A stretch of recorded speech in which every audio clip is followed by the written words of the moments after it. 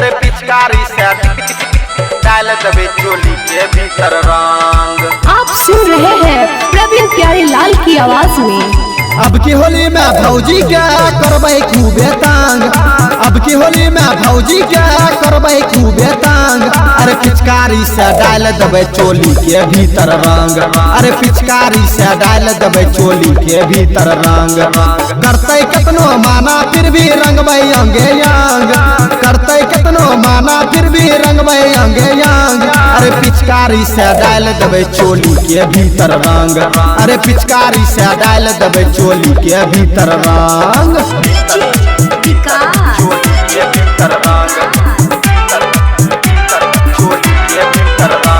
Presented by PM Recording Studio, Alamnagar Madhepura. फगवा में भौजी से हम लेबै खुमाजा, रंगवा लगेबै हम भरी के पांजा। फगवा में भौजी से लेबै खुमाजा, रंगवा लगेबै हम भरी के पांजा। डालबै हम लाला का, डालबै पियारा का, चोली के भीतर हम डाल देबै कारा का, डाल देबै कारा का रे, डाल देबै कारा का। छोटकी भौजी के बड़की भौजी के रंगबै संगे संग, छोटकी भौजी के बड़की भौजी के रंगबै संगे संग। अरे पिचकारी से डाल देबै चोली के भीतर रंग, अरे पिचकारी से डाल देबै चोली के भीतर रंग।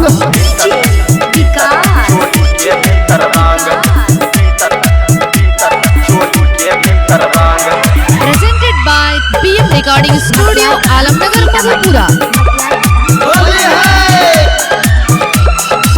राजू राजवंशी संगे खैबै भंगोली, होली में भौजी के फर देबै चोली। राजू राजवंशी संगे खैबै भंगोली, होली में भौजी के फर देबै चोली।